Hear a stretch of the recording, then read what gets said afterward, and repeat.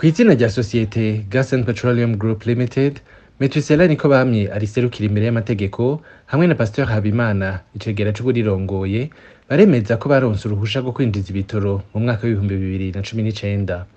Nk'uko yabibwiye bagenzi bacu ba televiziyo Isanganiro, Methuselah Nikobamye aremeza kandi ko ico gitoro mu kukizana batazokenera amafaranga y'agaciro, ari naco gituma haba ibura ry'ibitoro mu Burundi.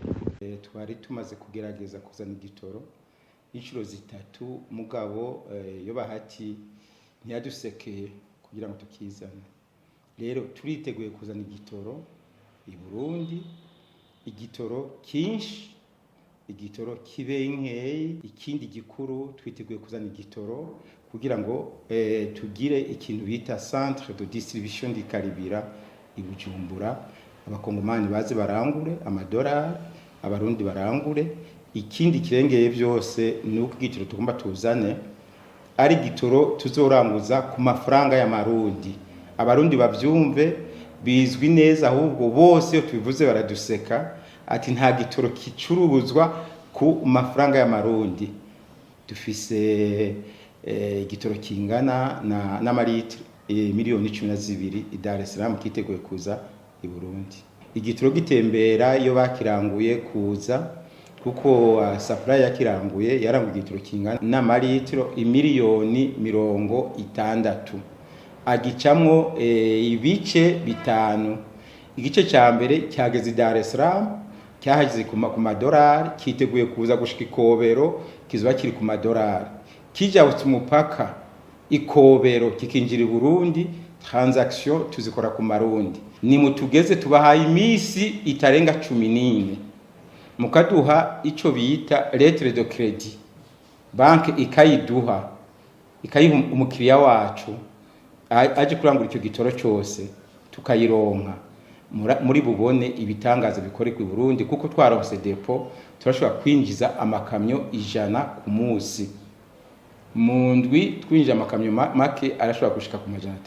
Ku mafaranga leta isigira umukiriya ku pompe ni 65.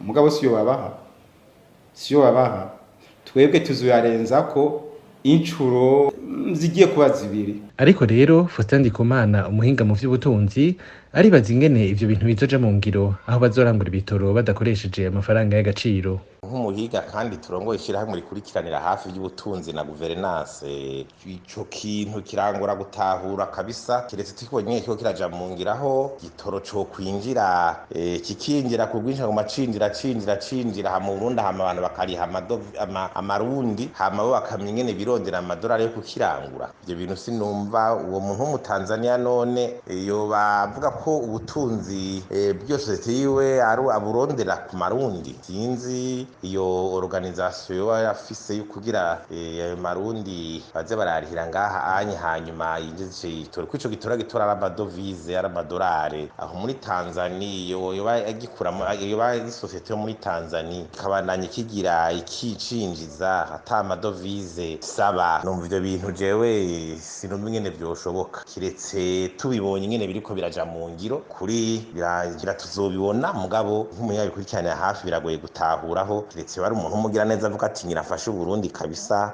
yego ndabuhereza igitoro kabisa, uko amarundi ubundi ni mone yo ngaha mu gihugu arenganye imbibe, simboni agaciro abagiye kugira mu ntuze. Uwo nawe rero sinzi ko avuga ati ni ibintu bindi yoca agira nko kompensasa kugira bishoboke, ni ibintu bigoye gutahura. Methuselah Nikobamye akaba yabivuze inyuma y'amasaha make gusa ishirahamwe Interpetrol ryinjiza ibitoro risavye leta ko yorifasha mu kurironsa ivyangombwa vyo rifasha kurangura ivyo bitoro kugira ritorere inyishu ibura ry'ibitoro.